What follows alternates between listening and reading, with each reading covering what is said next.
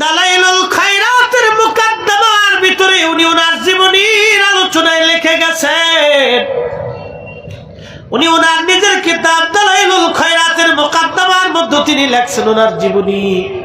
মুহাম্মদ ইবনে সুলাইমান জাজুরি বললেন, মা ওই দুরূদ শরীফটা তুমি আমারে শিখাও। বলে, হুজুর বেয়াদবি নিবেন না, ওই দুরূদ শরীফ শিখাইতে আল্লাহ নবী আমাকে নিষেধ দিয়ে গেছেন, আমি দুরূদ অন্য কাউকে শিখাইতে পারবো না। বলে, মা রাসূলুল্লাহর সাথে তোমার কি স্বপ্নে সাক্ষাৎ হয়?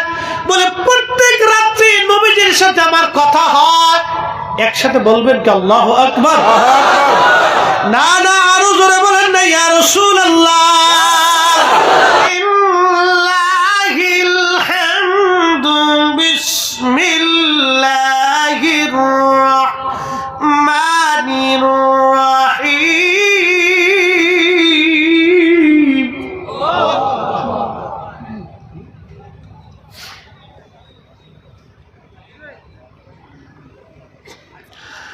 ثم تردون إلى عالم الغيب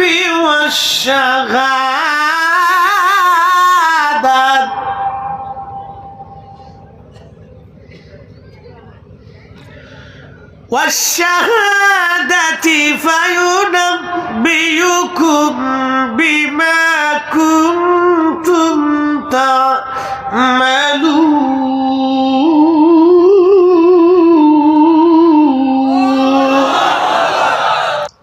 আমাদের পরিচয়, আমরা মুসলমান। মুসলমানের প্রথম কাজ হচ্ছে আসলামতু লিরাব্বিল আলামিন, নিজেকে আল্লাহর কুদরতি কদমে আত্মসমর্পণ করা, সারেন্ডার করা। এটা হচ্ছে মুসলমানের কাজ। আমরা মুসলিম, আল্লাহ আমাদেরকে ঈমানের দৌলত দিয়েছেন, অনেক বড় দামি ঈমানের দৌলত। বেলাল রাদিয়াল্লাহু আনহু তিনি একজন সাহাবী ছিলেন।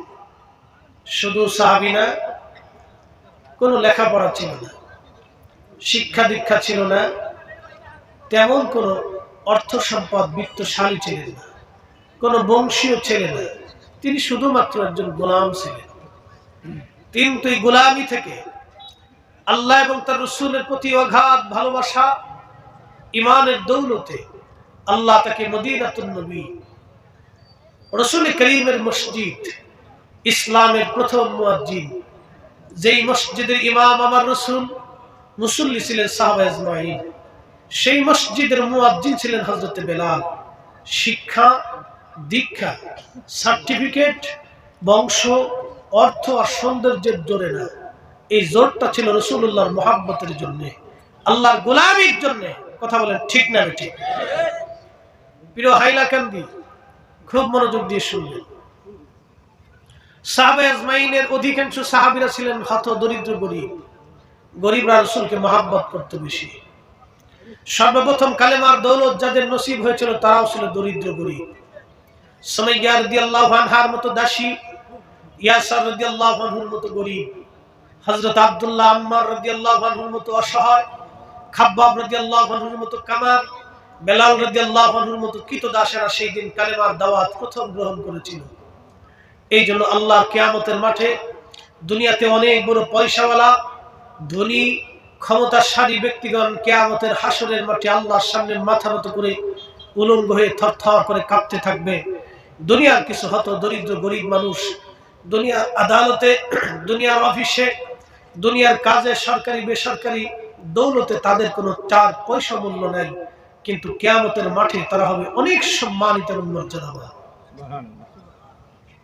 আল্লাহর কোরআন বলতেছে, ইন্না আকরামাকুম ইনদাল্লাহি আতকাকুম, তিনি আল্লাহর কাছে সম্মানিত হবে যার অন্তরে তাকওয়া বেশি, আল্লাহর ভয় বেশি। যার অন্তরে তাকওয়া বেশি, আল্লাহর ভয় বেশি, তিনি আল্লাহর দরবারে সম্মানিত হবে। এই কথাটা সারা জীবন মনে রাখবেন। অর্থ, বিত্ত, ক্ষমতা আর আমাদের জ্ঞান গরিমা দিয়ে আল্লাহর দরবারে ক্ষমা পাওয়ার 4 পয়সাও সুযোগ নেই, 1 পয়সা মূল্য নেই। আল্লাহর বান্দার অন্তরে যার তাকওয়া বেশি, আল্লাহর দরবারে তার মর্যাদা বেশি। আকাশ ভেঙে যাবে, পৃথিবী পুড়ে যাবে, সাগর শুকিয়ে যাবে। আল্লাহর ফয়সালা লা তাবদীলা কালিমাতিল্লাহ, কখনোই পরিবর্তন সংযোজন বিয়োজন হবে না। আল্লাহ যাহা বলেছে এটাই ঠিক, যাহা বলেছেন এটাই ঠিক এবং এটাই হবে। মোহতারাম উপস্থিতি, খুব মনোযোগ দিবেন। কঠিন হাসরের মাঠে অনেক ইজ্জতওয়ালা মানুষ সেই দিন আল্লাহর দরবারে অসহায় হয়ে দাঁড়িয়ে থাকবে। মার্কিন প্রেসিডেন্ট, রাশিয়ার প্রেসিডেন্ট, চীনের প্রেসিডেন্ট, পৃথিবীর বড় বড় প্রেসিডেন্টরা কিয়ামতের ময়দানে আল্লাহর সামনে অসহায় হয়ে পড়ে থাকবে, 4 পয়সাও দাম থাকবে না। এই পৃথিবীতে একসময় অনেক বড় বড় সাম্রাজ্যের অধিকারী ছিল। মুঘল সালতানাত, ঘুর বিভিন্ন রাজবংশরা এসেছিল। হিন্দু বৌদ্ধ খ্রিস্টানদের রাজবংশ ছিল। যুগের পর যুগ তারা এই উপমহাদেশ শাসন করেছে। উসমানীয় সাম্রাজ্য, পার্সিয়ান সাম্রাজ্য, রোমান সাম্রাজ্য, চাইনিজ সাম্রাজ্য, চেঙ্গিস খানের সাম্রাজ্য, মঙ্গোলিয়ান সাম্রাজ্য, পৃথিবীতে রুশিয়ান সাম্রাজ্য, ফ্রান্সের সাম্রাজ্য, আর বহু ফাতিমীয়, আব্বাসী, উমাইয়া, বহু সাম্রাজ্য ইসলামী অন ইসলামী সারা পৃথিবীতে ছিল।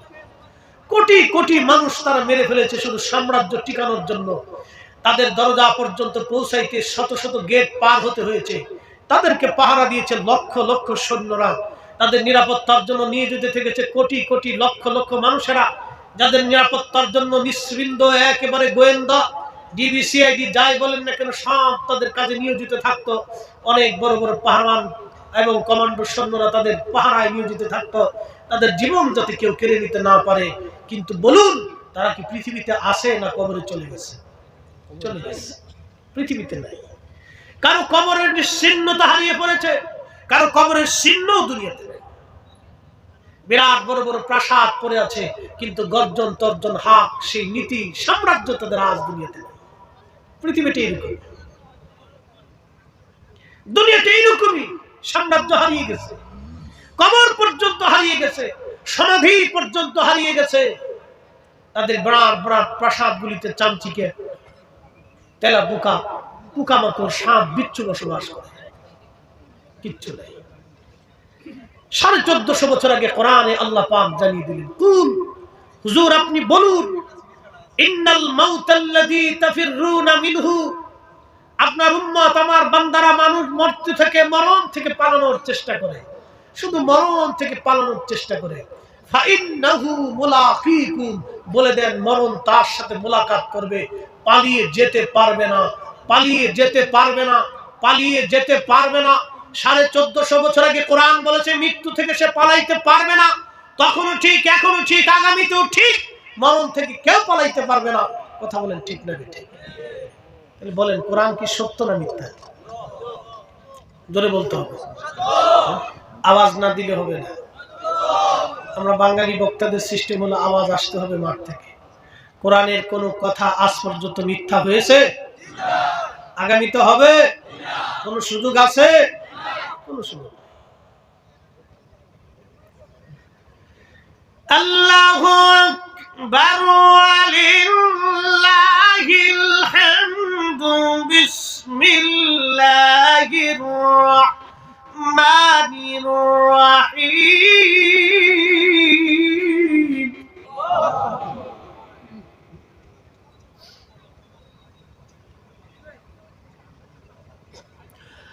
ثم تردون إلى عالم الغيب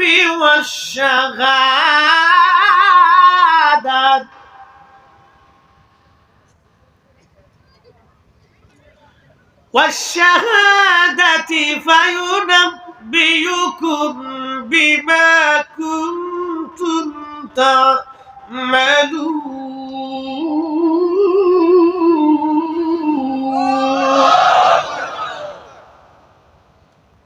কার কালাম? ثم تردون إلى عالم الغيب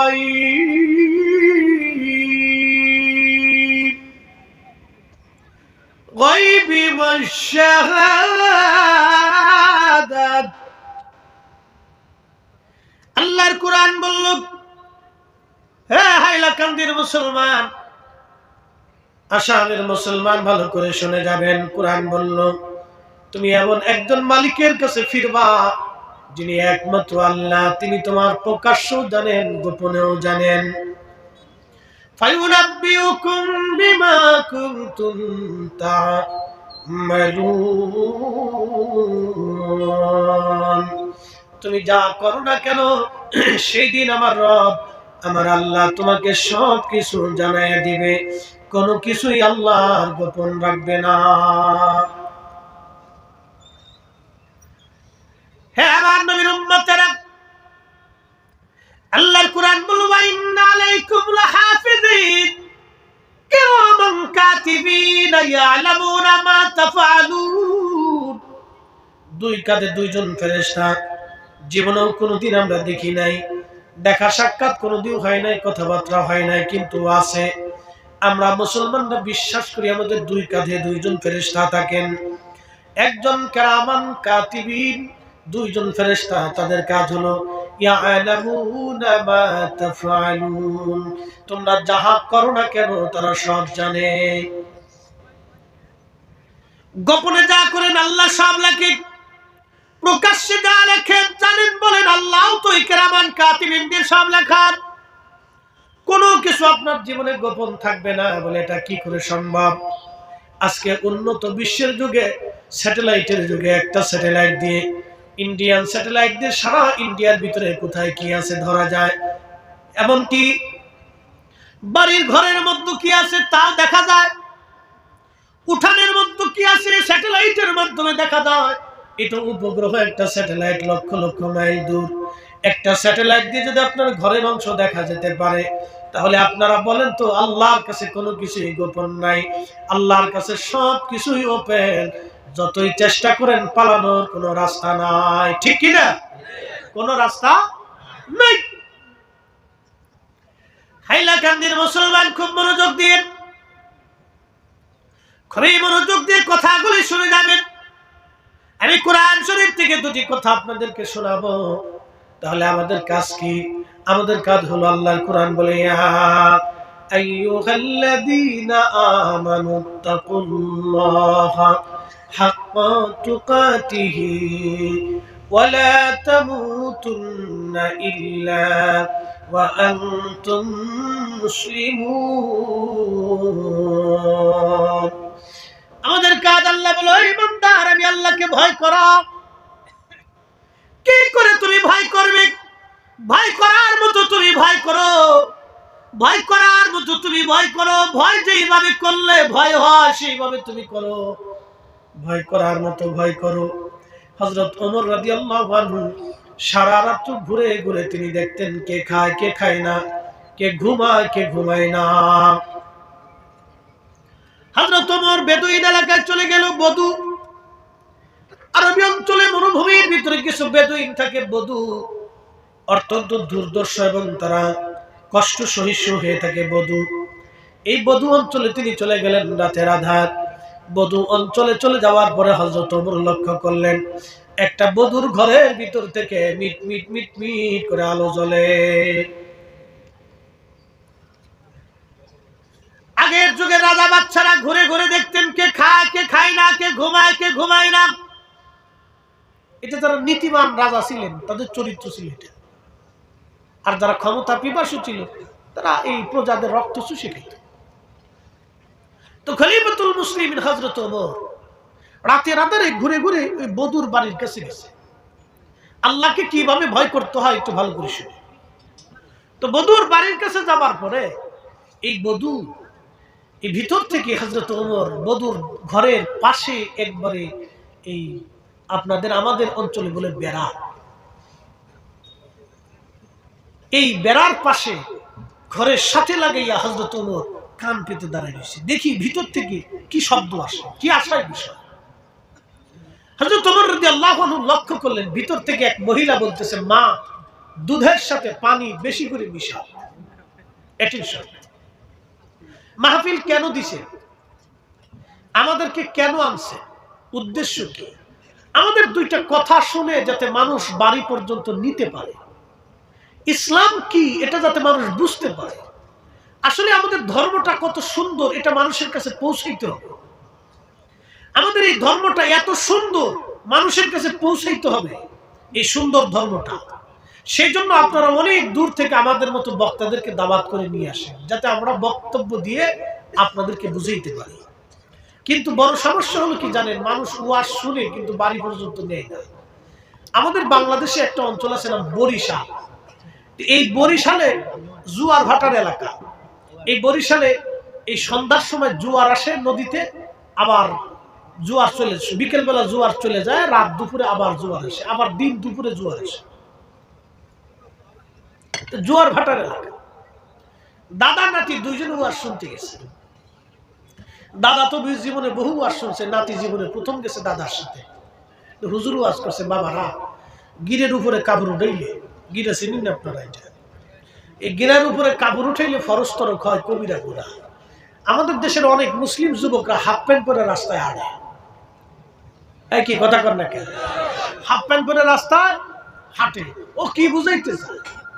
আরে গরু গাদাস এগুলোর তো কাপড় চোপড় নাই, ওরা ল্যাংটা হয়েছে। তুই মানুষ হয়ে কেন ল্যাংটা হয়ে চলবি? হ্যাঁ, শিল কুত্তা পশু পাখি প্রাণী, ওদের কাপড় চোপড় নাই, ওদের কোনো শরীয়ত নেই, ওদের কোনো ধর্ম নাই, ওর একটা জীব, ও ল্যাংটা হয়ে চলে। তুমি মুসলমান হইয়া, মানুষ হইয়া তুমি ল্যাংটা হয়ে চলো কারণ? তাই মানে বোঝা গেল তোমার মানুষত্ব একবার লো পর্যায়ে চলে গেছে, তুমি মানুষ হইতে পারো।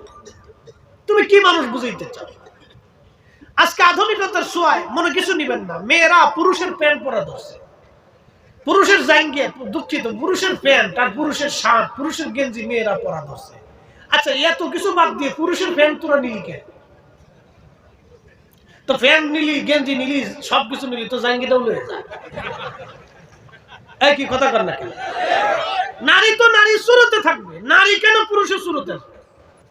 আগের যুগের হিন্দু ধর্মের অনেক সম্ভ্রান্ত পরিবারের সম্মানিত নারী যারা আছে তাদেরকে দেখতাম, তারাও পোশাক আশাক পরে খুব সুন্দর করে কাপড় চুপড় পরে তাদের অঙ্গ প্রত্যঙ্গ ঢেকে ঢুকে রাস্তায় চলতো, একটা শালীনতা ছিল, ভদ্রতা ছিল। এখনকার মেয়েরা কি শিখলো? সব পশ্চিমা শিখছে, সব প্যান্ট পরা ধরছে, কেউ হাফ প্যান্ট পরে, তো এমন সুস প্যান্ট, ও আর ভাষায় প্রকাশ করার মতো না। লজ্জা শরম সব হারাই গেছে। কুত্তাও মাঝে মাঝে চিন্তা করে, আল্লাহ কোন দুনিয়াতে আমাদের বানাইছে। ঠিক আছে বলেন কেন? জোরে বলে, আমরা তো মানুষ, আমরা কি? জোরে বলেন, আমরা কি? আরো জোরে বলেন, আমরা কি? ধর্মের পরিচয় পরে আসে। সবার প্রথমে আমাদের পরিচয়, আমরা মানুষ। মানুষ কি? পৃথিবীতে 4 লক্ষ প্রজাতির জীব আছে। বিজ্ঞানের গবেষণায় 4 লক্ষ প্রজাতির জীব, এছাড়া আরো জীব আছে। বিজ্ঞানের গবেষণা তো চূড়ান্ত না, এর চেয়ে তো আরো জীব পৃথিবীতে আসে। আপনি সব জীবকে আলাদা করবেন আর মানুষকে আলাদা করবেন, মানুষের মতো হবে? একসাথে বলবেন, একসাথে বলবেন, হবে? এই মানুষকে আল্লাহ পৃথিবীতে কর্তৃত্ব করার জন্য পাঠিয়েছে। এজন্য মানুষ জাতি দুনিয়াতে পাঠানোর আগে বিরাট বড় ফেরেশতা মণ্ডলীর সামনে আল্লাহ প্রস্তাব দিয়েছিলেন, ইন্নী জাইলুন ফিল আরদি খলিফা, আমি পৃথিবীতে আমি আল্লাহর প্রতিনিধি পাঠাবো। ফেরেশতারা জবাব দিল, আল্লাহ আতাজআলু ফিহা মাইয়ুফসিদু ফিহা ওয়া ইয়াসফিকু দিমা, তুমি কি এমন জাতি দুনিয়াতে পাঠাবা ওরা যায় ফ্যাসাদ বাঁধাবে, অশান্তি করবে, বিশৃঙ্খলা করবে, দাঙ্গা হাঙ্গামা করবে, রক্তপাত করবে, খুন খারাপি করবে, জমি জমা দখল করবে, আরেকজনের বাড়িতে আগুন দিবে, আরেকজনের দোকানে আগুন দিবে, আরেকজনের গাড়িতে আগুন দিবে, আরেকজনকে মারতে যাবে, আরেকজনকে হত্যা করবে, তুমি কি জাতি দুনিয়াতে পাঠাবা? ফেরেশতাদের আপত্তি তো ঠিক, ফেরেশতাদের আপত্তি তো ঠিক। পৃথিবীর এমন কোন অঞ্চল নাই যে যেখানে ফ্যাসাদ না আছে, অশান্তি না আছে। অশান্তি কুত্তাই করে না, কুকুরে কুকুরে মারামারি হয়, জীবনে মার্ডার হতে দেখেন নাই। বিড়ালে বিড়ালে মারামারি হয়, কোনোদিন মার্ডার করতে দেখেন নাই। গরু গরু মারামারি করে, মার্ডার করতে দেখেন নাই। শিয়াল শিয়ালে মারামারি করে, মার্ডার দেখেন নাই। ছাগলে ছাগলে মারামারি করে, মার্ডার দেখেন নাই। হাতি হাতি মারামারি করে, মার্ডার দেখেন নাই। প্রত্যেক জাতের প্রাণী প্রাণী মারামারি হয়, কিন্তু মার্ডার হয় না। একমাত্র মানব জাতি নিজেরা নিজেদের মধ্যে মারামারি করে, রক্তপাত করে, খুন খারাপি করে, মার্ডার করে। কথা কোন ঠিক না বেঠিক? আমরা মানুষই হতে পারি। আল্লাহ যেই উদ্দেশ্য করে দুনিয়াতে পাঠাইলেন এই উদ্দেশ্যে আমরা এখনো মানুষই হতে পারি। ধর্মের পরিচয় পরে আসেন, আগে আমরা মানুষ, এই পরিচয়টা আসে। প্রিয় উপস্থিতি, হাইলাকান্দির মুসলমান খুবই মনোযোগ দিয়ে কথাগুলি শুনে যাবেন। আজ ফেরেশতাদেরকে আল্লাহ বলেন, ফেরেশতারা রে, আমি দুনিয়াতে মানব জাতি খলিফা পাঠাবো। আমরা দুনিয়ার আল্লাহর এমন খলিফা হলাম, আমরাই সুদ খাই, আমরাই ঘুষ খাই, আমরা অন্যের জমি দখল করি, অন্যের জমি নিয়ে আমরা মারামারি করি, অন্যের সম্পদ মেরে খাওয়ার জন্য আমরা চেষ্টা করি। কি কথা বলেন, ঠিক কিনা? অথচ আমরা আশরাফুল মাখলুকাত, আল্লাহর কোরআন আমাদেরকে শিখাইলেন, কুনতুম খায়রা উম্মাতিন উখরিজাত লিন-নাসি তা'মুরুনা বিল মা'রুফি ওয়া তানহাউনা আনিল মুনকার। একবার জোরে বলা যাবে কি সুবহানাল্লাহ?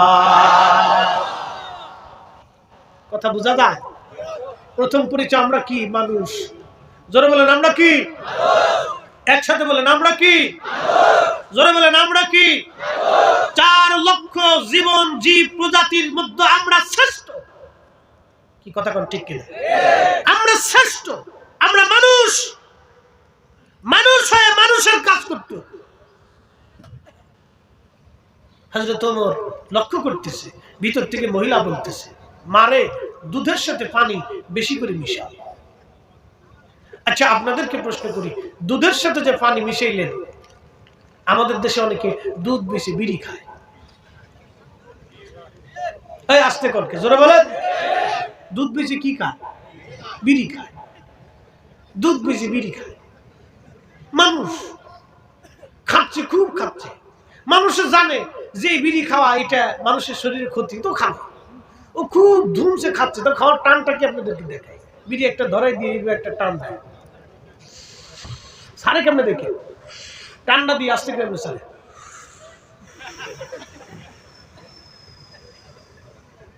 মানে খুব শান্তি।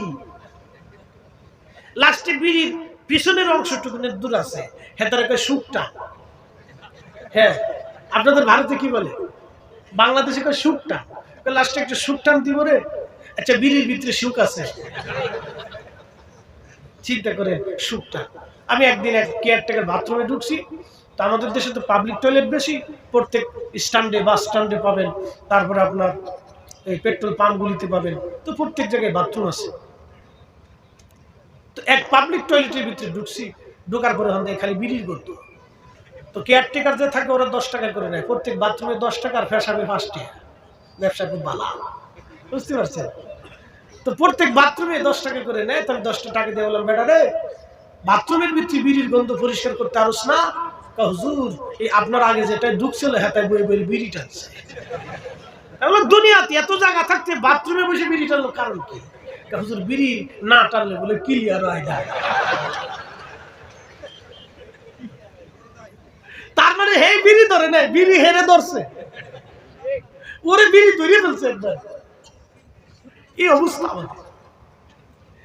প্রিয় মুসলমান, হাইলাকান্দি ভারতের মুসলমান, হযরত ওমর লক্ষ্য করতেছে, ভিতর থেকে এক মহিলা ডাক ডাকে, মা দুধের সাথে পানি বেশি করে মিশাও।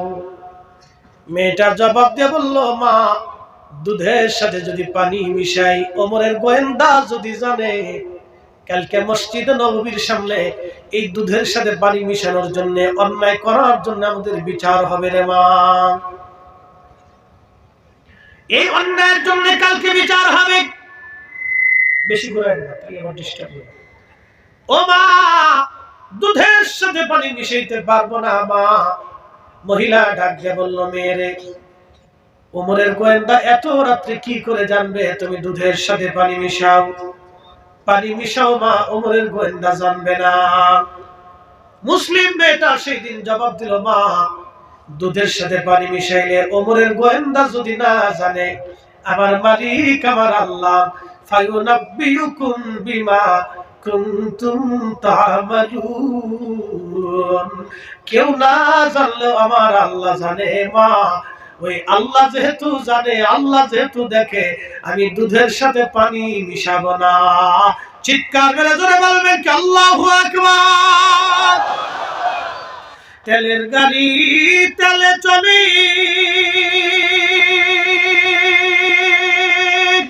হাওয়ার গাড়ি হাওয়ায় উড়ে, বিনা তেলে চালায় গাড়ি নবী সুলাইমান। আমরা সেই মুসলমান, আমরা সেই মুসলমান।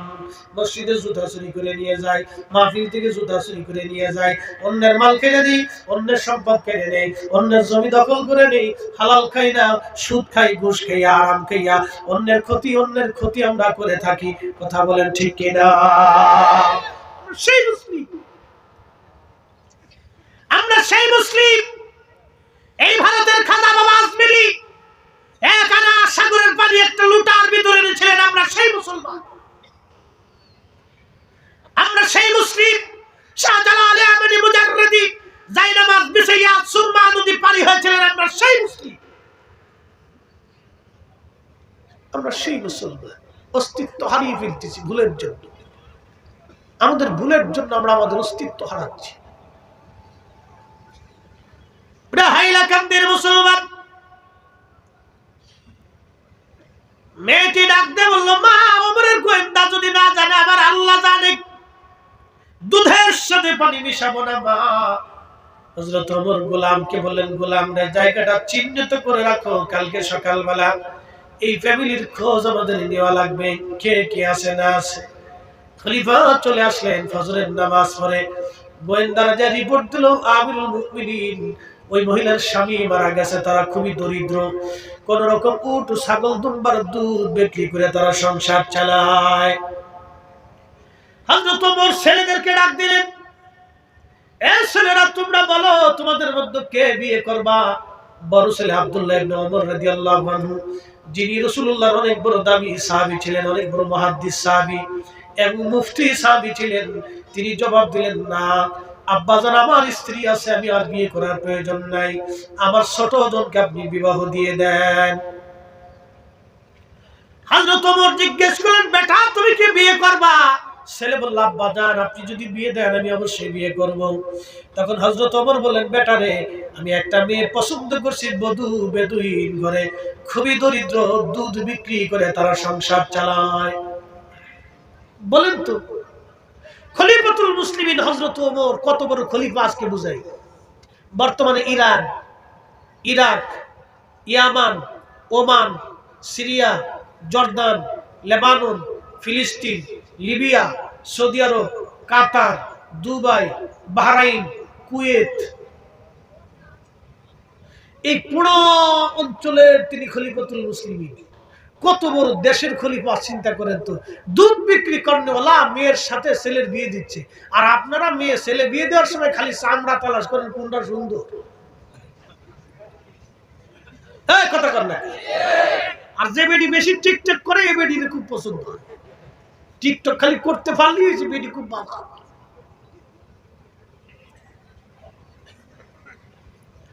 হযরত ওমরের মতো মহানুভব খলিফা তিনি ছেলের জন্য বউ পছন্দ করলেন, আমানত গুজার দেখে ডেকে বললেন, ছেলেরে, রাতের আধারে ক্ষুধার ভয়ে যে মেয়ে দুধের সাথে পানি মিশায় না, এত বড় আমানতদার মেয়ে আমার দরকার বেটা। এই পুত্রবধূ আমার দরকার। আপনারা শুনে যান, এই মেয়ের গর্ভে একটা সন্তান হয়েছিল, এই মেয়েটার গর্ভে আর একটা মেয়ে হয়েছিল, সেই মেয়ের গর্ভে আর একটা মেয়ে হয়েছিল, সেই মেয়ের গর্ভে আল্লাহ একটা ছেলে দিয়েছিলেন। এই ছেলের নাম ইসলামের প্রথম মুজাদ্দিদ, ইসলামের চতুর্থ খলিফা, আরেকজন খলিফা তিনি ওমর ইবনে আব্দুল আজিজ। যাকে মুসলমানদের দ্বিতীয় ওমর বলা হইতো, দ্বিতীয় ওমর বলা হইতো।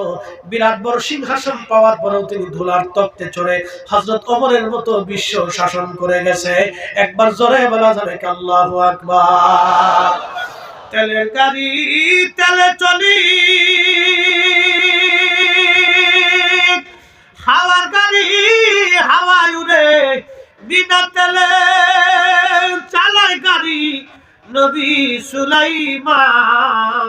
আমরা সেই মুসলমান, আমরা সেই মুসলমান। ওমর জামানায় কয়েকজন লোক একটা যুবক ছেলের ধরে নিয়ে আসছে। তো খলিফা জিজ্ঞেস করলেন, বেটারা তোমরা যে যুবক ছেলেটিকে ধরে আনছো অপরাধ কি? বলে, আমিরুল মুমিনিন, এই ছেলেটা আমাদের বাবাকে হত্যা করছে।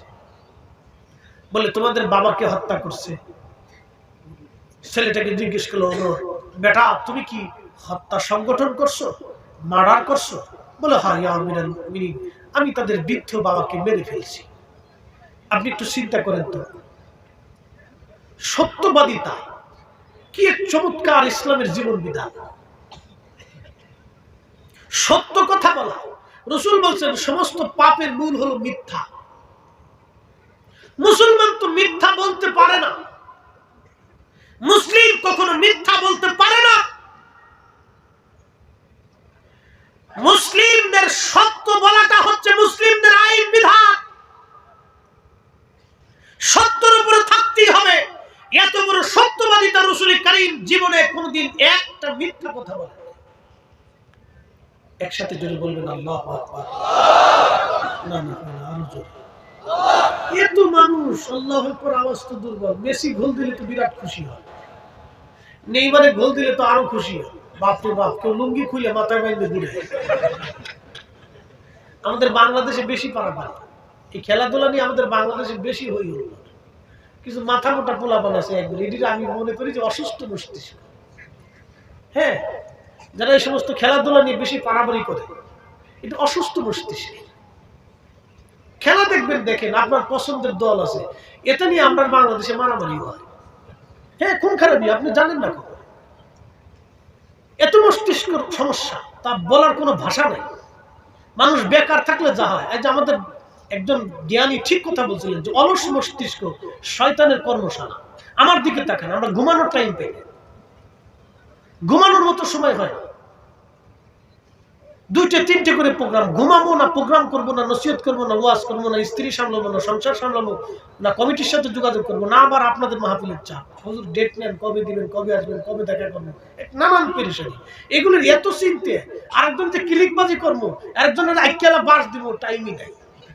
হ্যাঁ, তো যে বেটা লেখছে যে অলস মস্তিষ্ক শয়তানের কর্মশালা, কতটা সুন্দর লেখছে। এই ফুলাপান খাইতে খুঁজে কাজ পায় না, খালি ফেসবুক টিপার খেলাধুলা নিয়ে মারামারি করে। মেসি নেইমার ওই ব্রাজিল আর্জেন্টিনার ফুটবল খেলা আসছে, বিশাল যুদ্ধ হইতে যায়। তো কি জানেন, আর্জেন্টিনা ব্রাজিলের পক্ষ নিয়ে পতাকা নিয়ে কে কয়টা পতাকা উড়াইতে পারে। বাপের পকেটের টাকা কেটে নিয়ে বাস পতাকা উঠাইছে, এক বেটা এক ছেলে পতাকা উঠাইতে যে কারেন্টের খাম্বা উঠাইতে গেছে। চিন্তা করছেন, কারেন্টের খাম্বা, কারেন্ট বাইক নিয়ে মামু বাড়ি যেত, আইসো আর ফেরত যাওয়ার দরকার নেই, বাস ধরে হয়েছে, এই পতাকা এমনি ঝুলিয়ে দিচ্ছে। বুঝতে পারছেন, এই পাগল দেশে কত আছে তার হিসাব। খেলা দেখবি দেখ, পছন্দের আছে, এতে নিয়ে মারামারি ফারাফারি ফারাফারি গুতাগুতি কি দরকার আছে? অসুস্থ মস্তিষ্ক। কষ্ট হচ্ছে আপনাদের? একসাথে আবার জোরে বলেন তো আল্লাহু আকবার। গলাটা ছেড়ে দেন, জোরে জোরে, আরো জোরে, আল্লাহু আকবার। জোরে দিন, কিন্তু আপনারা আস্তে দিন না, জোরে দিন। আমরা যদি মনে করেন যে সিলাইতে পারি, আপনি পারতেন না কেন?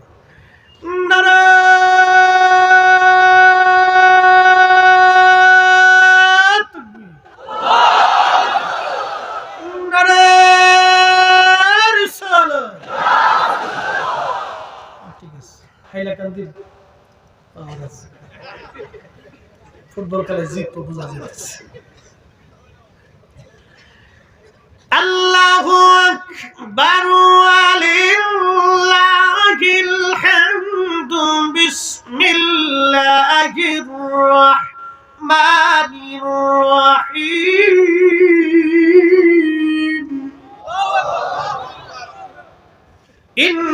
ইন্নাল্লাহা ইয়া'মুরু বিল আদলি ওয়াল ইহসান।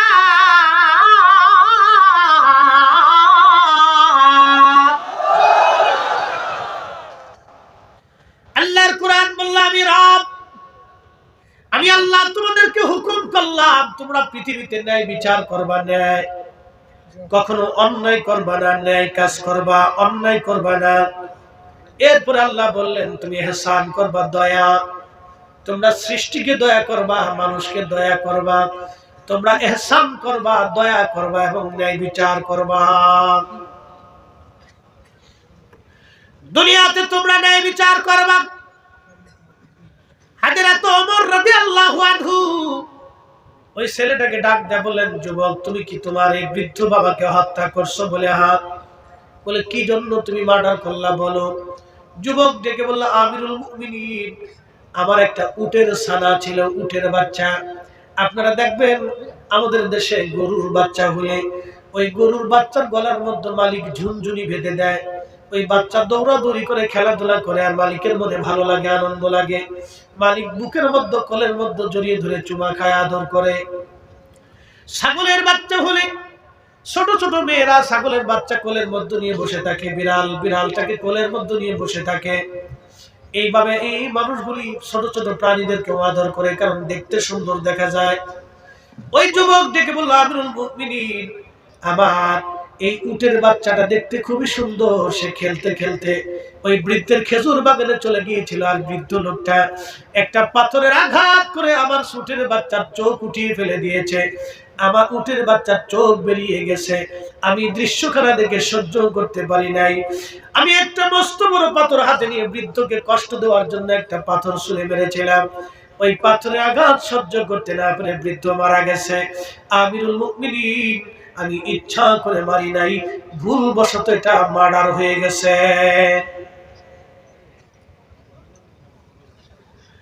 কিন্তু আমিরুল মুমিনিন বলতেছে, যুবক তুমি তো ভুলবশত মার্ডার করছো ঠিক, কিন্তু হত্যা তো হয়ে গেছে।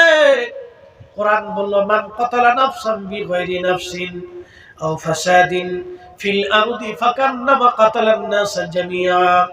কোন ব্যক্তি যদি নিরপরাধ একজন মানুষ হত্যা করে, সে হিন্দু, বৌদ্ধ না খ্রিস্টান না শিখ না মুসলমান না কোন জাত না কোন ধর্ম, আল্লাহর কোরআন এটা বলে নাই। আল্লাহর কোরআন বলছে মানুষের কথা। পৃথিবীতে নিরপরাধ একজন মানুষকে তুমি যদি হত্যা করো, অন্যায় কারণে যদি তুমি তাকে মেরে ফেলে দাও, আল্লাহর কোরআন বলল তামাম পৃথিবীর মানুষ মেরে ফেলে দিলে যেই পরিমাণে গুনাহ, যেই পরিমাণ অপরাধ, একজন নিরপরাধ মানুষ মেরে ফেলে দিলে সেই পরিমাণ অপরাধ। চিন্তা করেন তো, কোরআন কত চমৎকার আইন, কি সুন্দর শাশ্বত জীবন ব্যবস্থা, the complete code of life. একটা মানুষের জীবনের পরিপূর্ণ জীবন ব্যবস্থা এত সুন্দর, তুমি অন্যায় ভাবে কাউকে আঘাত করতে পারবে না, তুমি অন্যায় করতেই পারবে না। মুসলিম মানে সে অন্যায় করবে না। একসাথে বলা যাবে আল্লাহু আকবার, আরো জোরে, আরো জোরে বলো। মুসলিম মানে সে অন্যায় করবে না। কোরআন এটাই বলছে তুমি ন্যায় করবে। আমি আল্লাহ নির্দেশ দিয়েছি তোমরা পৃথিবীতে ন্যায় কাজ করবে, অন্যায় করবে না। কিন্তু মুসলিম দুধের সাথে পানি মিশায়, মুসলিম ফলের সাথে ফরমালিন মিশায়, মুসলিম খাবারে ভেজাল দেয়, মুসলিম এই মানুষের হক নষ্ট করে, মুসলিম এই অন্যায় করতেছে, মুসলিম ঘুষ খাচ্ছে, মুসলিম আরেকজনকে ঠকানোর চিন্তা করতেছে, মুসলিম আরেকজনের নারীর প্রতিকূল হক দিয়েছে। মুসলিম এটা মুসলিম হতেই পারে না। কি কথা বলে ঠিক না? মুসলমান হতে পারেই না।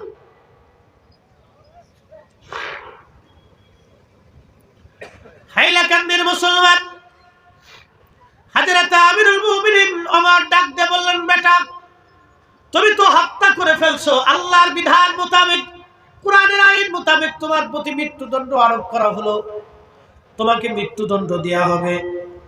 ছেলেটা ডাক দিয়ে বলল, আমিরুল মুমিনিন, আল্লাহর ফয়সালা অনুযায়ী আপনি আমাকে মৃত্যুদণ্ড দিলেন, আমার কোনো আপত্তি নাই, আমি আল্লাহর ফয়সালার কাছে মাথা নত করলাম। কিন্তু আমিরুল মুমিনিন, আপনি দয়া করে আমাকে 3 দিনের সময় দেন। বলে, বেটা 3 দিনের সময় চেয়ে তুমি কি করবে? বলে, হুজুর আমাকে 3 দিনের জামিন দিয়ে দেন। বলে, 3 দিনের জামিন তুমি কি করবা জামিন দিয়ে?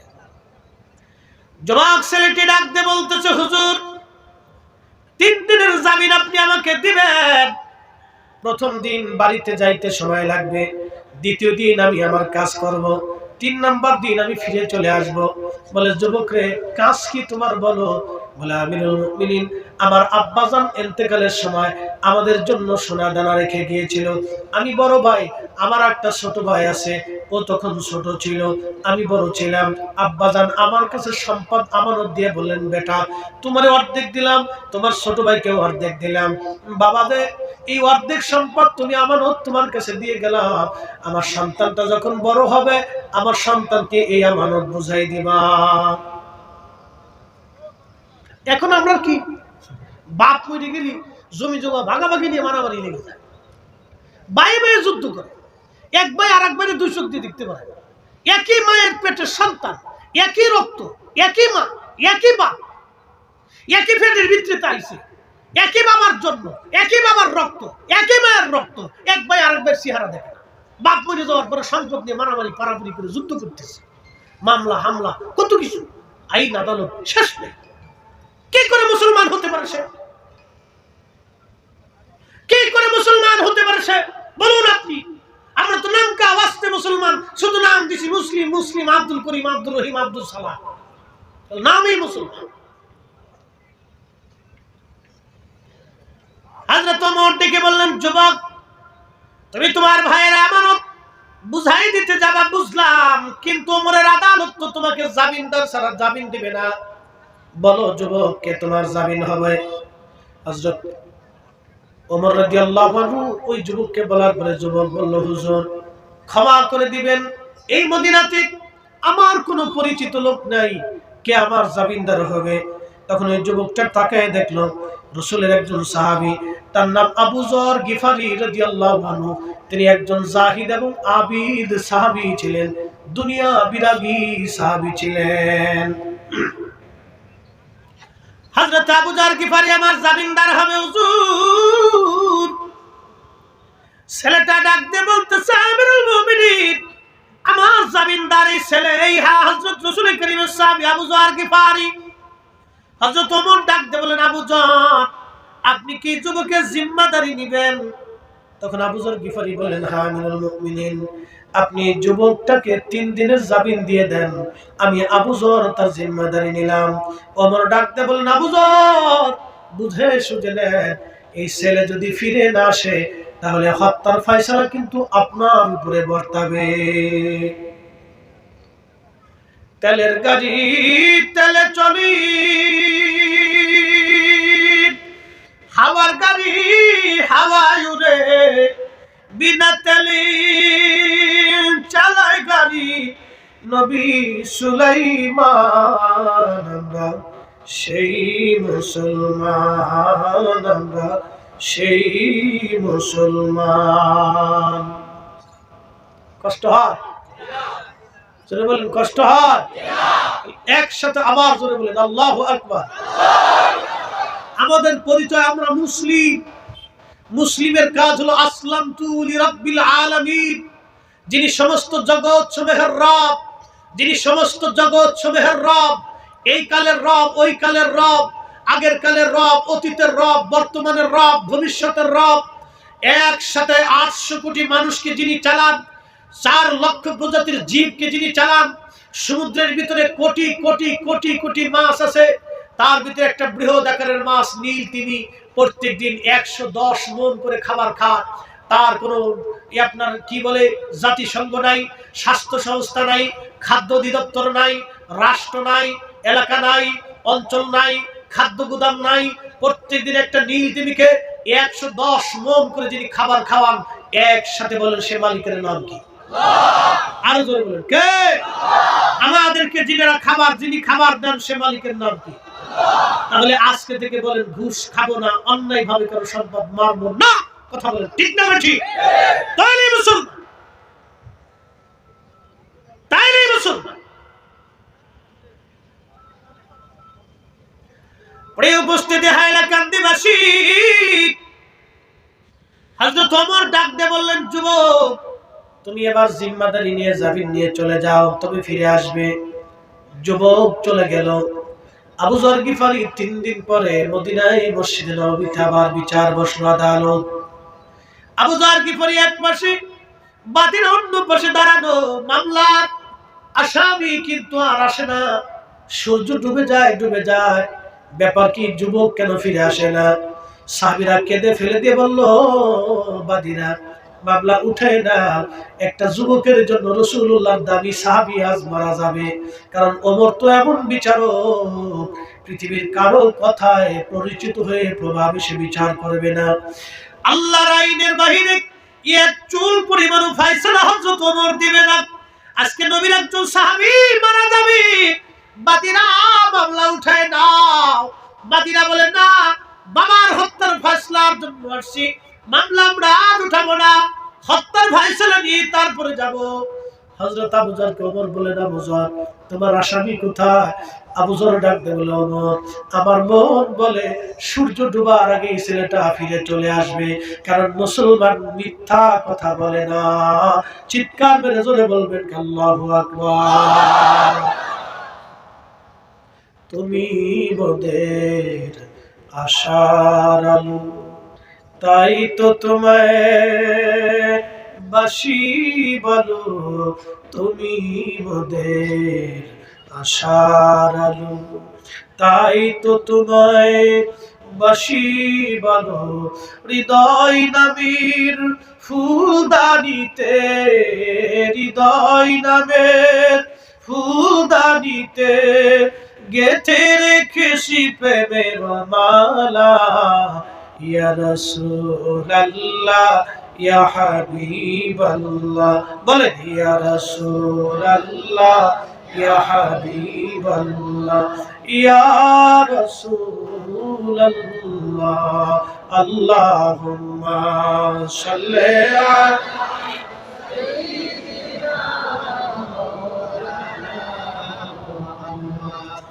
وعلى آل سيدنا।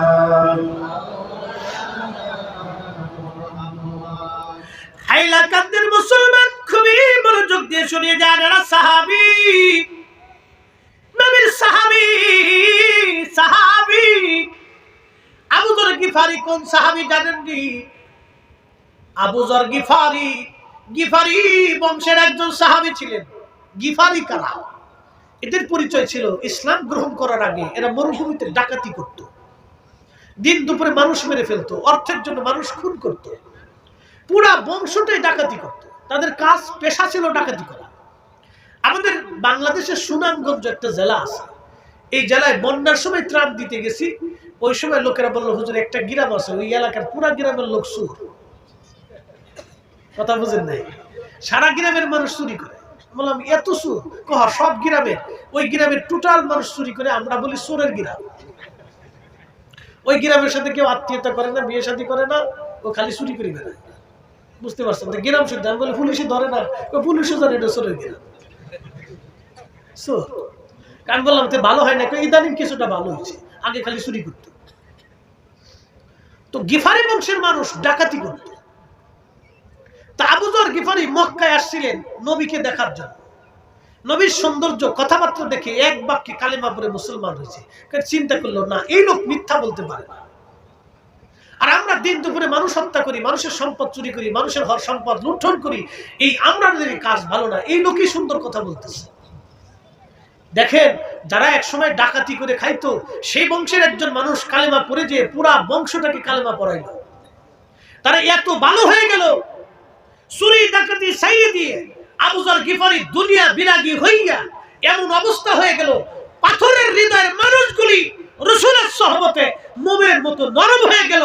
তিনি আমাদের নবী, যার জীবনে ভুল ছিল না, খাতা ছিল না, আইব ছিল না, দোষ ছিল না, ত্রুটি ছিল না, একটা কথাও জীবনে মিথ্যা বলেন নাই, অন্যায় ভাবে কাউকে একটা আঘাত কোনোদিন থাপ্পড় মারেন নাই, কোনোদিন জবান থেকে তার ফায়সা কথা আসে নাই, এক বিন্দু পরিমাণ আমানত জীবনে কারো খেয়ানত করেন নাই।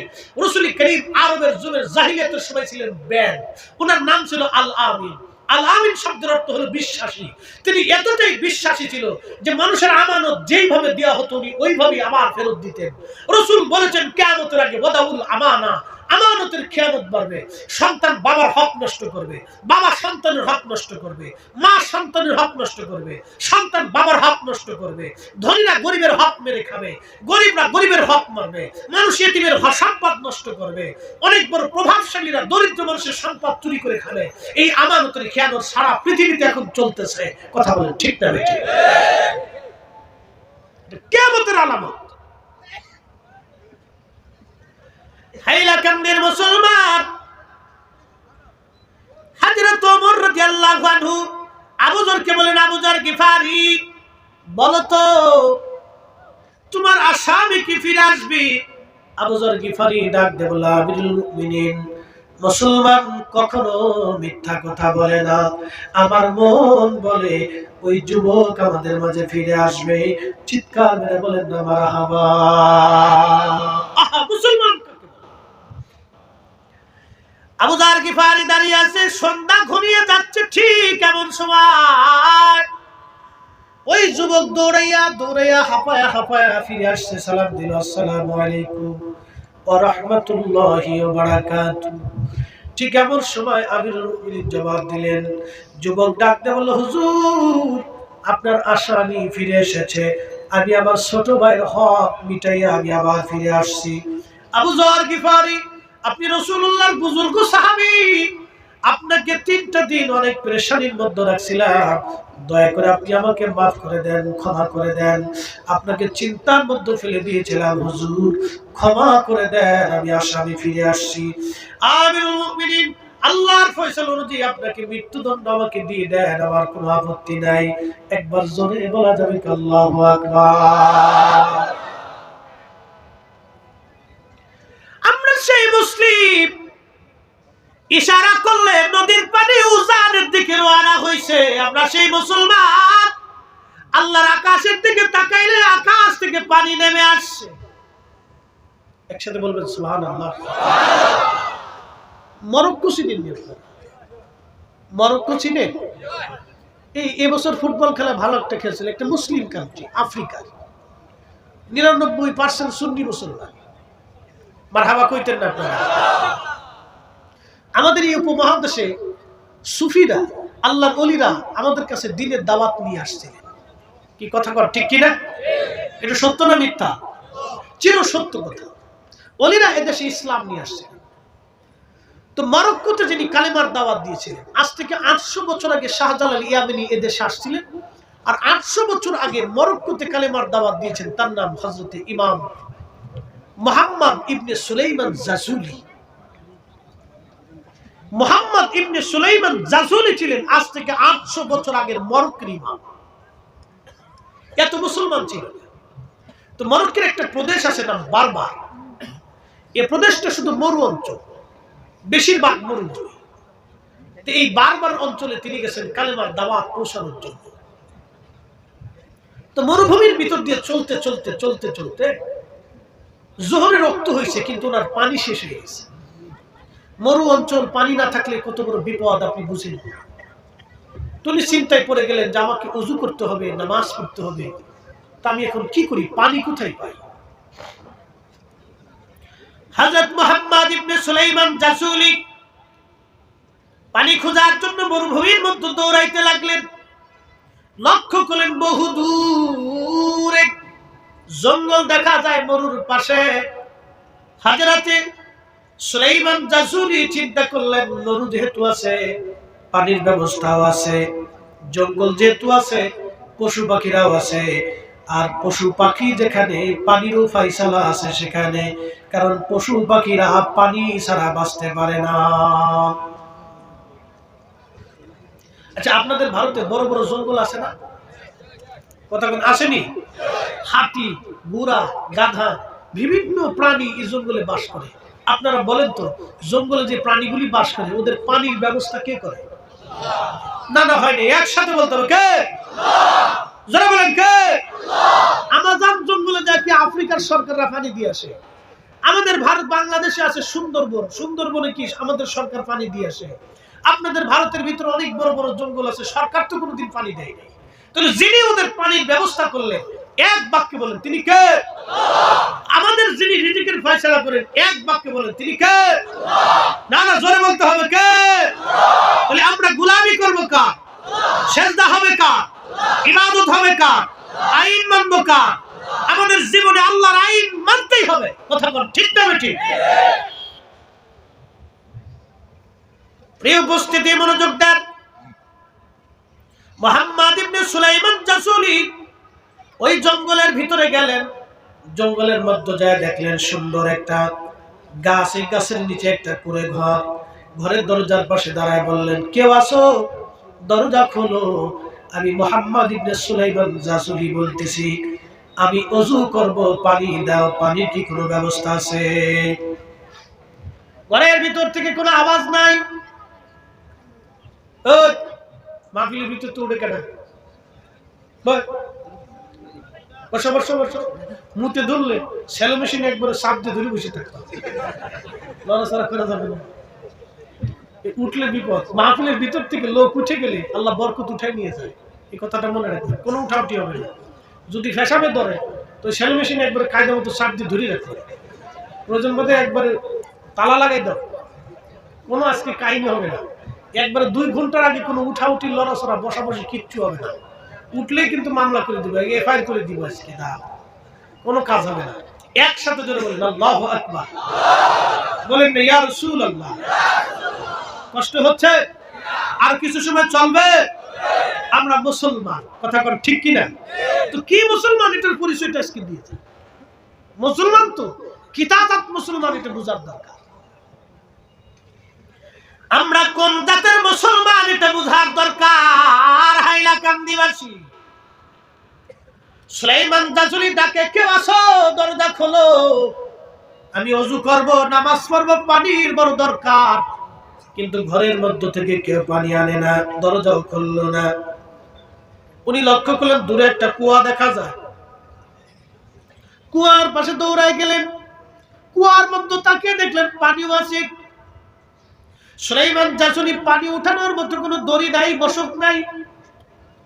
দড়িও তো দরকার, বালতিও দরকার। তাহলে কুয়ার ভিতর থেকে কি করে পানি উঠাবে? যদি কোনোদিন আপনারা মদিনায় যান, মদিনার থেকে বদর যাওয়ার সময় একটা এলাকা আছে না, বীরে শেফা, একটা কুয়ার নাম বীরে শেফা। এই বীরে শেফা 70 জন নবী নামাজ পড়েছেন এবং 70 জন নবী এই বীরে শেফার পানি পান করেছেন। বদরের যুদ্ধ শেষে নবী ফিরে আসি, শত শত সাহাবী বীরে শেফার কাছে ভিড় করলেন, তাবু গাড়লেন। সাহাবীরা বলল, হুজুর, হাজার হাজার বছর ধরে এই কুয়ার মধ্যে পানি ছিল, কিন্তু আজকে পানি নাই, পানি শুকিয়ে গেছে।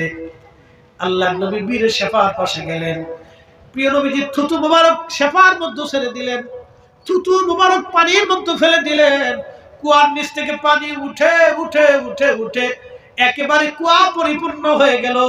1450 বছর থেকে আজও পর্যন্ত সেই কুয়া বন্ধ হয় নাই, একটা দিনের জন্য পানি শেষ হয় নাই। আমার নবীর থুতুর এত বরকত, না জানি নবীর জীবনের কত বরকত। চিৎকার মেরে জোরে বলবেন কি ইয়া রাসূলুল্লাহ? খাবার আছে, কথা কোন শক্তি আছে।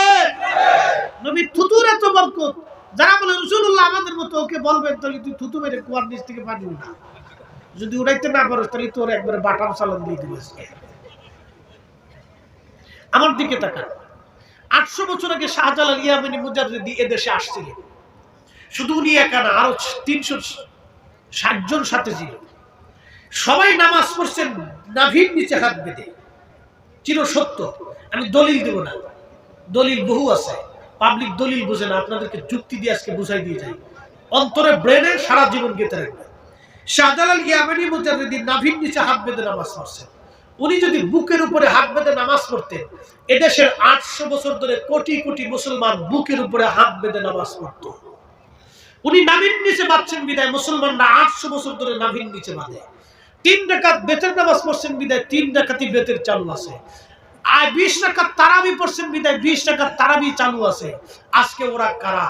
আমার জানাজায় ভেজাল বাঁধাইছে, আমার নামাজে ভেজাল বাঁধাইছে, আমার দুয়ায় ভেজাল বাঁধাইছে, আমার তারাবিতে ভেজাল বাঁধাইছে, রমজানে ভেজাল বাঁধাইছে, সালাতুল ঈদুল ফিতর ঈদুল আজহায় ভেজাল বাঁধাইছে, আমার তাহাজ্জুদে ভেজাল বাঁধাইছে, আমার ওই তারাবির কি বলে বেতন নামাজে ভেজাল বাঁধাইছে, আমার দুয়ায় ভেজাল বাঁধাইছে, আমার মসজিদে ভেজাল বাঁধাইছে, আমার মুসলিম পরিবারে ভেজাল বাঁধাইছে, আমার সমাজে ভেজাল বাঁধিয়েছে। ওরা কারা? অবশ্যই ওরা এদেশে ইসলামের দুশমন। কথা বলেন ঠিক না ঠিক? মিথ্যার বিরুদ্ধে কথা বলতেই হবে। শাহজালাল ইয়ামানি মুজাররিদ দেশে ভেসে আসেন নাই, শুধু ইয়ামান থেকে আরব হয়ে দিল্লি নিজামউদ্দিন আউলিয়ার সাথে দেখা সাক্ষাৎ করে দেশে এসেছিলেন। জায়নামাজ বিছিয়ে সুরমা নদী পার হয়েছিলেন। আজকে এই দেয়ারে তো সুরমা, সেই দেয়ারে তো সুরমা ছিল না। 800 বছর আগে বিরাট বড় নদী ছিল, সেই নদী জায়নামাজ বিছিয়ে পার হয়েছে। তোমরা যারা বিরাট বড় হকের ডিব্বা এনে আমার ভারতবর্ষে এই উপমহাদেশে ইসলামের ভিতরে মুসলমানদের ভিতরে ভেরকামা দিয়ে দিয়েছ, তোমরা শুনে রাখো, জেনে রাখো, 800 বছর আগে শাহজালাল ইয়ামানি জায়নামাজ বিছিয়ে যে নদী পার হয়েছিলেন, তোমরা যদি হকের কথা বলে থাকো, নিজেকে হক প্রমাণ করে থাকো, তাহলে তোমরাও সুরমা নদীর পাশে আসবে, বুড়িগঙ্গা নদীর পাশে আসবে, ব্রহ্মপুত্র নদীর পাশে আসবে, তোমরা কোন নদী যমুনার পাশে আসবে, তোমরা গঙ্গার পাশে আসবে, পদ্মার পাশে আসবে, তোমাদের সব শায়েখ হুজুরদেরকে ডেকে আনবে, আমরা জায়নামাজ দিব, দোয়া কালাম পরে জায়নামাজ বিছিয়ে পদ্মা নদী পার হবা। যদি পার হইতে পারো, আমরা হাইলাকান্দির মুসলমান, ভারতের মুসলমান বিনা বাক্যে তোমাদেরকে বিশ্বাস করে নিব। আর যদি পার হইতে না পারো, পানির মধ্যে ডুবে পড়ো, তাহলে আমরা তোমাদেরকে কায়দা মতো পানির মধ্যে চুবাই ধরবো। এই কথা বলেন না কেন? জোরে বলেন। ফাজলিমির একটা সীমা আছে। আমার দেশে এসে ফাজলিমি শুরু হয়েছে। হাইলাকান্দির মুসলমান খুবই মনোযোগ দিয়ে শুনিয়া যান। হযরত মুহাম্মদ ইবনে সুলাইমান জাসুলি রাহমাতুল্লাহ আলাইহি তিনি বলতেছেন, আমি কুয়া দেখলাম কিন্তু পানি আছে, দড়ি নাই, মশক নাই, কি করে পানি উঠাবো? চিন্তায় পড়ে গেলাম। আমি ওই অবস্থায় আমি দড়ি আর মশক জঙ্গলের মধ্যে খুঁজতে লাগলাম। এদিকে দৌড়াই, ওদিকে দৌড়াই, ঘরের কাছে আসি, কুয়ার পাশে যাই, কিন্তু ঘর থেকে কেউ বের হয় না, আমার দড়ি বালতির জন্য কেউ সাহায্য করে না। এমন সময় লক্ষ্য করলাম আফ্রিকান মরক্কোর একটা ছোট্ট বালিকা দূরে দাঁড়াইয়া দাঁড়াইয়া মুস্কি মুস্কি হাসে। জিজ্ঞেস করলাম, মারে তুমি দূরে দাঁড়ায় দাঁড়ায় মুস্কি মুস্কি হাসো, দরিয়ার মশক কি তুমি সামলাইছো? ছোট্ট মেয়েটা ডাক দেখায়, না হুজুর, দড়ি মশক আমি সামলাই নাই। তাহলে বলো কে সামলাইছে? বলে, হুজুর কেউ সামলাই নাই, এই কুয়ার পানি উঠানোর জন্য দরিয়ার মশক লাগে না। বলে, মা বলো কি কুয়ার পানি উঠাবো? দড়িও নেই, মশক নাই, কি করে আমি কুয়ার পানি উঠাবো? ছোট্ট মেয়েটি ডাক দেখে, হুজুর আপনার নাম কি, পরিচয় কি? তখন আমি বললাম, আমার নাম মুহাম্মদ ইবনে সুলাইমান জাসুলি। বলল, হুজুর আপনার নাম আমরা শুনছি, আপনি মস্ত বড় মুহাদ্দিস, অনেক বড় আপনি আলিম, তবে হুজুর একটা প্রশ্ন করি, জবাব দিবেন। বলো মা, কি প্রশ্ন তুমি বলো। ছোট্ট মেয়েটি বলল, হুজুর মনে কিছু দিবেন না, দরিয়ার মশক ছাড়া কি কুয়ার নিচ থেকে পানি কি উঠানো যায় না? বলে, মা কুয়ার নিচ থেকে দড়ি বালতি ছাড়া কি করে পানি আমি উঠাবো বলো। ছোট্ট মেয়েটি বলল, হুজুর তাহলে আপনি দূরে দাঁড়ান, আমি পানি উঠাই। সুলাইমান জাসুলি বললেন, আমি আশ্চর্য। ছোট্ট মেয়েটা একটা পাথর ঠেলা দিয়ে কুয়ার পাশে পাথর ধাক্কা দিয়ে পাথরের উপর দাঁড়াইয়া কুয়ার মধ্যে মুখ লাগাইয়া কি যেন পরে, আর কুয়ার মধ্যে থুথু মারে, কি যেন পরে, আর কুয়ার মধ্যে থুথু মারতে লাগলো। ঠিক এমন সময় আমি দেখলাম কুয়ার নিচ থেকে পানি উঠে উঠে উঠে উঠে একেবারে কুয়া পরিপূর্ণ হইয়া ভরিয়া গেল। একবার জোরে বলা যাবে আল্লাহু আকবার। আমি বিভোর হয়ে রাসূল নামে দুরূদ পড়ে যাই, ওই নামের মাঝে কি যেন শান্তি খুঁজে পাই, ওই নামই আমার গলার মালা, ওই নাম জপে মোর জুড়াই জ্বালা। আমার সব ভুল হবে না পেলে ওই, আমার সব ভুল হবে না পেলে ওই চরণ তলে ঠাই,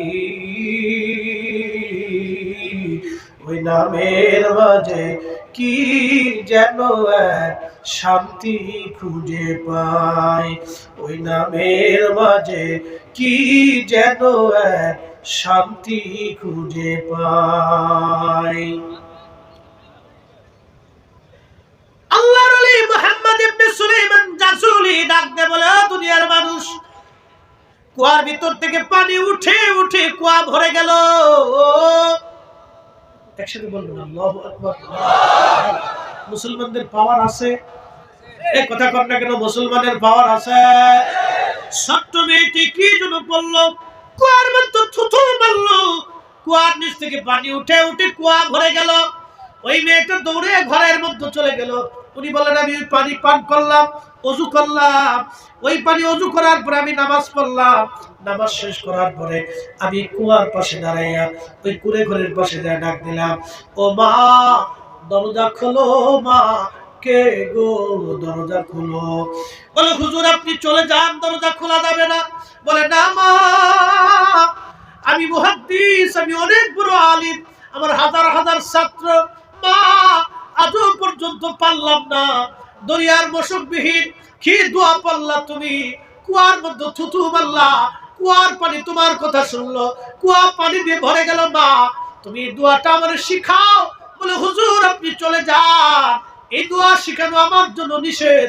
বলে, না মা, ওই দোয়ার মালিকের সাহেবের দোহাই দিচ্ছি, তুমি দয়া করে দরজাটা খোলো, তোমার সঙ্গে কথা বলে আমি বিদায় হয়ে যাব। মুসলিম কাকে বলে? মুসলিম কি জিনিস ছিল, কি জাত মুসলিম ছিল, কি জাতের মুসলিম? ছোট্ট মেয়েটি বলে, হুজুর আপনি চলে যান।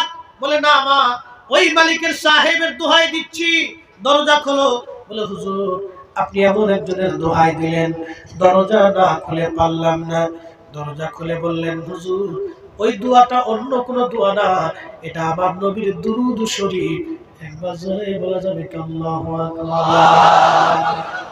নবীর দরুদ পড়ো দিলে দিলে, তোমরা নবীর দরুদ পড়ো দিলে দিলে, হৃদয় খুলে নবীর দরুদ পড়ো দিলে দিলে, গর্বেতে রাসূল দিওয়ানা টের পাইলেন না, মায়া মেনা খবর দিল, জিবরাইল আমিনে হাই হাই খবর দিল, জিবরাইল আমিনে রাইখো মনে, নবীর দরদ পড়ো দিলে দিলে, তোমরা নবীর দরদ পড়ো দিলে দিলে, হৃদয় খুলে নবীর দরদ পড়ো দিলে দিলে।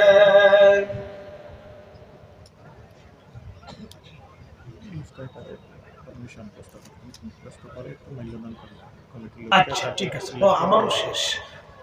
একসাথে জোরে বলি তো আল্লাহু আকবার। বলেন, নবীর দুরূদের বরকত আসে না নাই? এটা বাস্তব থেকে বলতেছি। ইমাম মুহাম্মদ ইবনে সুলাইমান জাসুলি দালাইলুল খায়রাতের মুকাদ্দমার ভিতরে উনি ওনার জীবনীর আলোচনায় লিখে গেছেন। উনি ওনার নিজের কিতাব দালাইলুল খায়রাতের মুকাদ্দমার মধ্যে তিনি লিখছেন ওনার জীবনী।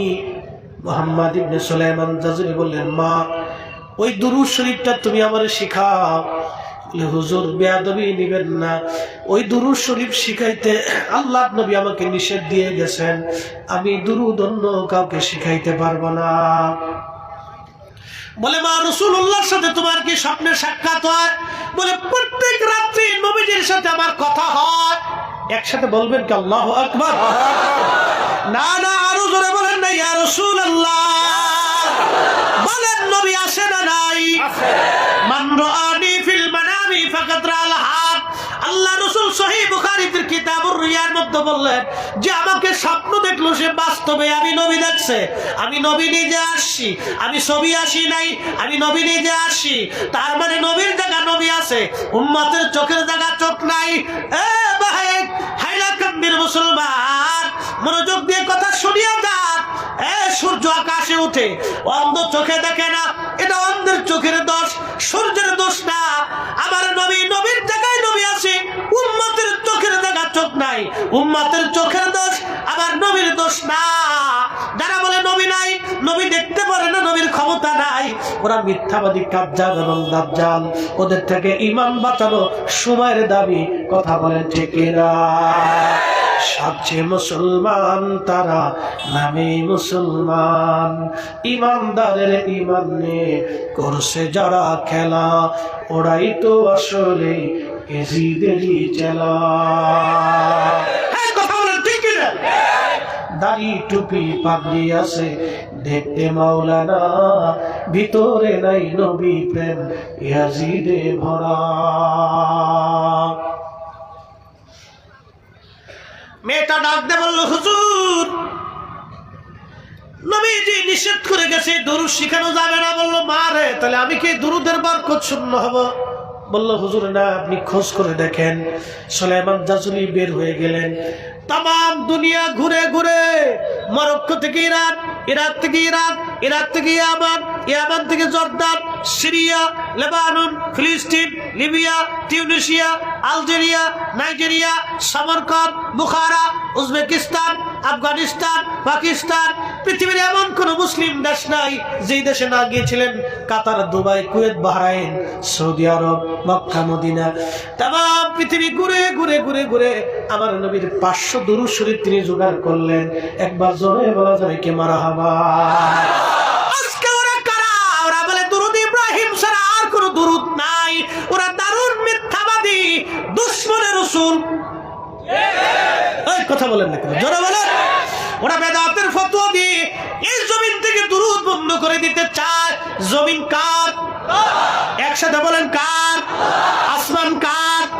আসমানের নিচে, জমিনের উপরে সূর্য আল্লাহর আইন মানে, চাঁদ আল্লাহর আইন মানে, আকাশ আল্লাহর আইন মানে, বৃষ্টি আল্লাহর আইন মানে, মেঘ আল্লাহর আইন মানে, জমিন আল্লাহর আইন মানে, পশু পাখির আল্লাহর আইন মানে, মানুষ আল্লাহর কেউ কেউ আইন মানে, কেউ মানে না, জিনেরা কেউ আল্লাহর আইন মানে, কেউ মানে না, ফেরেশতারা আল্লাহর আইন মানে, সমগ্র সৃষ্টিগুলি আল্লাহর আইন মানে। আপনার চোখ আপনার আইনে চলে না, আল্লাহর আইনে চলে। আপনার জিহ্বা আপনার আইনে চলে না, আল্লাহর আইনে চলে। আপনার শরীরের রক্ত, ব্লাড সার্কুলেশন আপনার আইনে চলে না, আল্লাহর আইনে চলে। আপনার শ্বাস প্রশ্বাস আপনার আইনে চলে না, এটা আল্লাহর আইনে চলে। কি কথা কর না কেন? তাহলে আল্লাহর জমিনে আল্লাহর জিকির যেখানে, নবীর দুরূদ সেখানে চলবে। বেদাতের দোহাই দিয়ে যারা বন্ধ করতে চায়, আমরা সুন্নিরা জিন্দা থাকতে এই জমিন থেকে দুরূদ মিলাদ উঠবে না। কথা কর না কেন? ঠিক কিনা? হাত উঁচু করে বলেন ঠিক না ঠিক?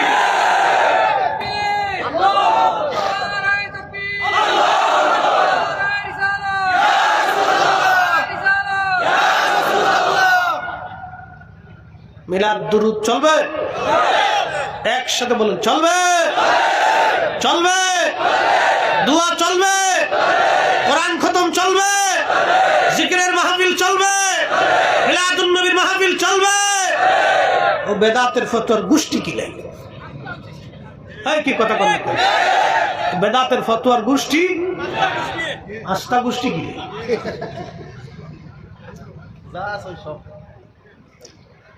মনোযোগ দেন, মনে কষ্ট কেউ নিবেন না। দিতাছি, পয়সা দিতে হবে জিকির করে। হ্যাঁ দিচ্ছি, ওয়াজ আমার শেষ। চলব? 1.5 ঘন্টা হয়েছে, এরপরও চলবো? মারি লেছে কিতা আজাদ মুসলমান, কিতাব হইতারে বালাবাদ মতন জিকির হইতো নি। জিকির করিয়া পরে যায় তো বিড়ি টানবা আর এক মুশকিল। জিকির টিকির করিয়া পরে দেখা একটা বাক্কা জিকির হয়েছে, বা সেটা খুব মজার জিকির হয়েছে, দের একটা বিড়ি দিতে কিন্তু জিকির করিতে সব করলো রে বা। জিকির করার পরে এটা চলবে না। জিকির কার? জবান কার? আল্লাহর জবানে আল্লাহর জিকির হবে, সেই জবানে অন্য কিছু হালাল, এই হারাম অন্য কিছু চলবে না। কি কথা কর না কেন? ঠিক কিনা? হালাল ব্যতীত অন্য কিছু জিকির করাবেন। ইনশাআল্লাহ 5 মিনিট কথাটা শেষ করে দিই, তাহলে বুঝবেন না। সুলাইমান, মুহাম্মদ ইবনে সুলাইমান জাসুলি তাম দুনিয়া ঘুরিয়ে দুরূদ শরীফ জোগাড় করে সেই মরক্কের বারবারে ওই জঙ্গলে আবার গেছে। এক বিধমান জঙ্গলে এক আশিক রাসূল, তার সাথে আমার নবীর সাক্ষাৎ হয়। কল্পনা করতে পারবেন দুর্ভেদ্যের জামানাতে satellite, internet, YouTube, channel, media কিচ্ছু ছিল না। অক্ষুণ্ণ যোগাযোগ ব্যবস্থায় সেই কঠিন সময় আমার রসুলের দরবারে উম্মতের খবর পেয়ে গেল। আমার নবীর রাডার ছিল কি রাডার! আল্লাহ রসুল প্রত্যেক রাত্রি ছোট্ট মেয়েটার সাথে দিদার করতেন, কথা বলতেন। মেয়েটা ডাক দিয়ে বলতেছে, হুজুর আমি আমার মার কাছ থেকে দুরূদ শিখছি। আমার মা প্রত্যেক দিন এশার নামাজের পরে, ফজরের পরে দুরূদ শরীফ না পড়ে মা কখনো কাজে হাত দেয় না, বিছটায় মা ঘুমায় না। একসাথে জোরে বললেন মারহাবা। আর আমাদের দেশের বেডিরা স্টার জলসা না দেখলে তার ঘুমই হয় না। এটা কই লাভ নাই। অনেকের মেকআপ নষ্ট হবে, দে অজুই করে না, পুরে বেডির বেডি কি বাউল হইছি। মনে করছে মেকআপ দিয়ে সুন্দর হয়ে যাবো। আচ্ছা আলট্রাসাউন্ড ফটো লাগলে যদি সুন্দর হওয়া যায় তা আফ্রিকার মানুষ কালা কে? এই কি কথা কর না কে, জোরে কর। আফ্রিকার মানুষ কালা কে? সব মেডিসিন, আলট্রাসাউন্ড, পাউডার, লিপস্টিক সব আফ্রিকায় পাঠাই দাও। দেখি যদি ওরা আগে ফর্সা হয় পরে আমরা এটার ইউজ করব। তার মানে আফ্রিকায় গেলে ফিটুনি ছাড়া কপালে কোনো কিছু নাই। সুলাইমান রাসূলি দুরূদ জোগাড় করে মেয়েটার কাছে যা বললো, মা অনেক দুরূদ আনছি, তুমি দেখো কোনটা। মেয়েটা বলল, হুজুর এই দুরূদের মধ্যে দুরূদ শরীফ আছে, কিন্তু কোনটা বলা যাবে না। বলে না মাথার একটু দাগায় দাও। বলে দাগু দেওয়া যাবে না। বলে মার এই দুরূদের বরকত কি আমার নসিব হবে না? বলে হ্যাঁ হবে। তবে কি করতে পারি? বলে হুজুর প্রত্যেক দিন আপনি কিতাব খতম দিতে থাকবেন, দালাইলুল খায়রাত, এই কিতাব আপনি খতম দিতে থাকেন। প্রত্যেক রাত্রি বেলা এই কিতাব উনি খতম দিতেন। শুনেন উনার মর্যাদা। আশিক রাসূল মুহাম্মদ ইবনে সুলাইমান জাজুলি ইন্তেকাল হলো 70 বছর পরে। উনার দেশের বাচ্চা, উনি বললেন না আমার এত বড় ইমাম, এত বড় আলেম, এত বড় আশিক রাসূল অন্য কোথাও থাকবে না, তাকে কবর থেকে নিয়ে আসা লাগবে। যখন কবর থেকে তার উঠানো হলো, 70 বছর ভিতরে মাটির নিচে একজন মানুষ, 70 বছর মানুষ, কাফনের কাপড় মাটিতে ধরলো না, শরীরের ত্বক নষ্ট হলো না, একটা চুল খসে পড়ে যায় নাই, এমনকি শরীরের লাবণ্য তো নষ্ট হয় নাই, রক্ত সঞ্চালন, বিলাস সার্কুলেশন তখনও বন্ধ হয় নাই। আরে 70 বছর পরে যেইভাবে 70 বছর আগে দাফন করা হয়েছিল, 70 বছর পরে ওইভাবে তার কবরের মধ্যে পাওয়া গেছে। একবার জোরে বলা যাবে কি আল্লাহু আকবার। তেলের গাড়ি তেলে চলে, হাওয়ার গাড়ি হাওয়ায় উড়ে, বিনা তেলে চালায় গাড়ি নবী সুলাইমান। আমরা সেই মুসলমান, আমরা সেই মুসলমান। আল্লাহ রাসূল বলছেন, ইমাম জৌজি তিনি জালাউল আফহামের মধ্যে, ইমাম ইবনে কাইয়্যিম জৌজি জালাউল আফহামের মধ্যে তিনি হাদিসে কারিমা নকল করেন, মান সাল্লা আলাইয়া ফি ইয়াউমিন আলফা মাররা। আমার নবী বলেন, উম্মত প্রত্যেক দিন যদি তুমি 1000 বার আমি নবীর শানে দুরূদ পড়তে পারো, লাম ইয়ামুত, মৃত্যু হবে না তোমার, হাত্তা ইয়ারা মাকাদাহু মিনাল জান্নাহ, হাত্তা ইয়ারা মাকাদাহু মিনাল জান্নাহ। দুনিয়ার জগৎ থেকে তুমি জান্নাতের মাকাদা না দেখা পর্যন্ত তোমার মউত হবে না, মৃত্যু হবে না। একবার জোরে বলা যাবে কি সুবহানাল্লাহ? তাহলে বলেন দুরূদ চলবে? আওয়াজ তুলে বলেন চলবে? জোরে বলেন চলবে? জবান খুলে দিক কিছু সময় দুরূদ শরীফ পড়ি। আল্লাহুম্মা সাল্লি আলা, চিনি ছাড়া, লবণ ছাড়া, লবণ দিয়ে দিছি, এগুলো তো আমার প্রেশার উঠতেছে।